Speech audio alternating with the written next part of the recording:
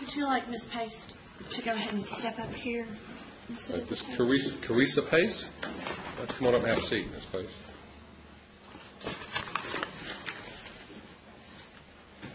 Your Honor, if I could give you a little bit of background about this case. Ms. Sartain is currently married to Ms. Pace's ex-husband, and due to a computer glitch, Ms. Pace was able to retrieve Ms. Sartain's records from Vanderbilt University, her medical records.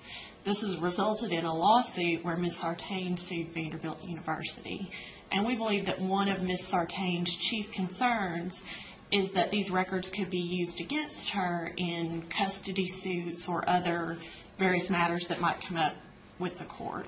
So one of the things that we've done to try and alleviate this concern is to file this subpoena or serve this subpoena on Ms. Pace to try and get her to give back all of the medical records that she obtained.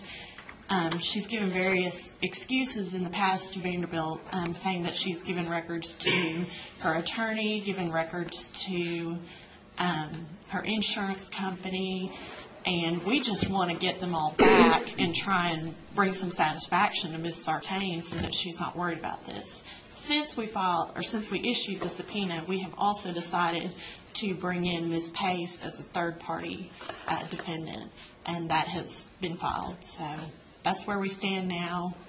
Here we are, and we just would like some guidance on what to do.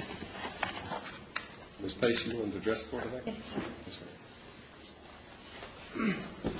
First of all, I do want to say I've given Vanderbilt everything that I have. As they have a copy of this. This is the face sheet. What happened was Vanderbilt called me and said I had an appointment, and they needed my updated insurance information. I told them I wasn't a patient at Vanderbilt, never had been, and they must be mistaken. They had my Social Security number, my address, my birthday, and everything on these medical records. Previously, in that year, I'd had some medical procedures done, and my insurance company said they were pre-existing conditions, and which they weren't, and that I needed to document that either they weren't pre-existing or I'd had coverage for them. Here's the letter for that, and I've given Vanderbilt a copy of that. As a result, I had gotten my medical records from 5 years back, or almost 10 years back, and then Vanderbilt called, and they kept calling saying that I had this appointment. I called the medical records at Vanderbilt to confirm that they, my name, which is Carissa Pace, and my ex-husband's wife is Cheryl Sartain. So the names aren't similar. Our birthdays, my birthday's June 19th, 1967. Hers is November 17th, 64 or 65. Our Social Security numbers are significantly different. My ex-husband, we did file taxes together, and so he had access to my medical records, or my Social Security number. I called the fraud department at Metro and reported all this, and the police officer, I asked him, I said, what should I do? And he's like, well, go to Vanderbilt, see what they've got for your medical records, and send them to your insurance company. And that's what I did. I filed a police report. I went to Vanderbilt, and I have the face sheet, not the face sheet, but the authorization for release of medical information, and clearly I didn't. This is the original that I have, that they have. I wrote down my name, my birthday, showed them my ID, my address, which I live in Madison, and they live in Murfreesboro. Our addresses are really different. There's nothing similar about any of this.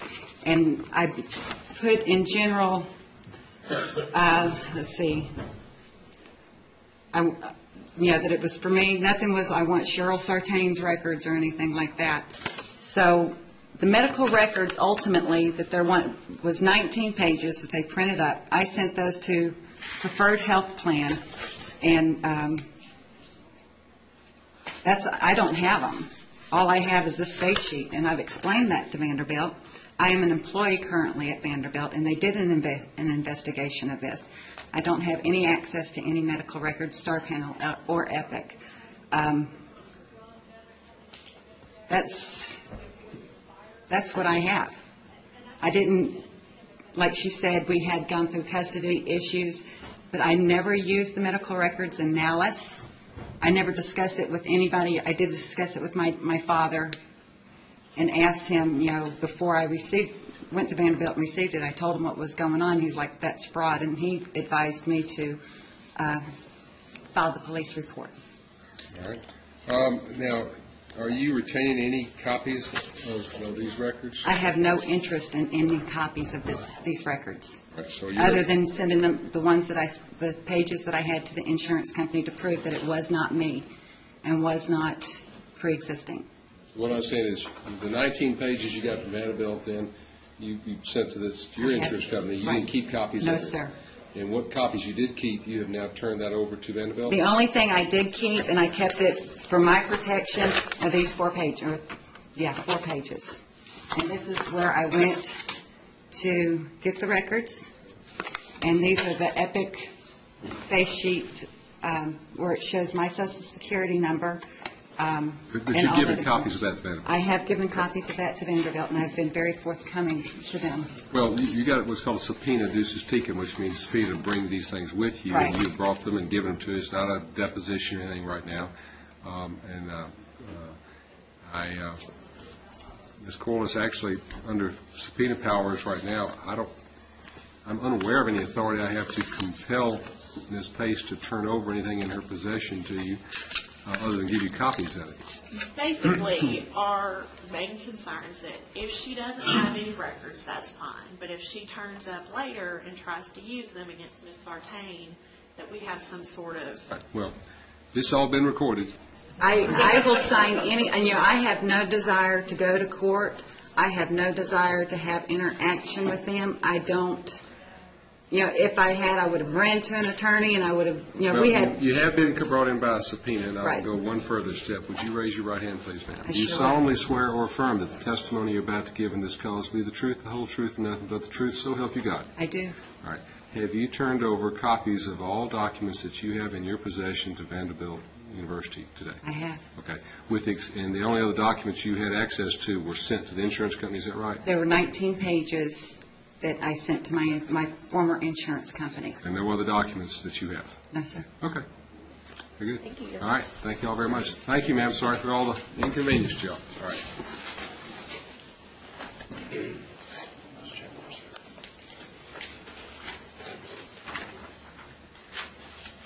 Oh, okay. Mr. Marshall's back. James Marshall versus Centus Corporation.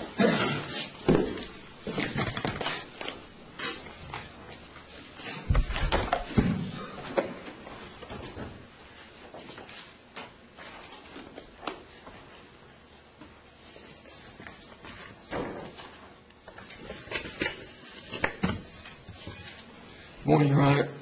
I'm James Marshall, appearing pro se. Your Honor, as you can tell, this is a motion to alter an amendment. I can assure the Court this is the last. And the basis for this, Your Honor, is that at the last hearing when we were reviewing the Little v. Hogan opinion, the appellate court opinion, you did make a statement I referred to in paragraph 1 that in the Little v. Hogan opinion, from the best you could tell, although the entire complaint was not contained. I believe the Court's familiar with your ruling was it appeared in the Little v. Hogan case that there was three elements of Plaintiff Little's punitive damage claim. One was instruction or encouraging drivers to violate the law. The second one would be overloading. And the third was the selection and training of drivers. And I've attached portions of the trial case, it was tried, I believe, in Bedford County, to my motion to alter and amend, and the entire pleadings to my reply. Ms. Elkin raised some concern about certain pages were not there from the trial proceedings, so I supplemented that and attached them to the reply. I believe the distinction that the Court made at its last hearing was that the only element of punitive damages that I had raised in my amended complaint was that the defendant, Cintas Corporation Incorporated, was negligent in that it failed to adequately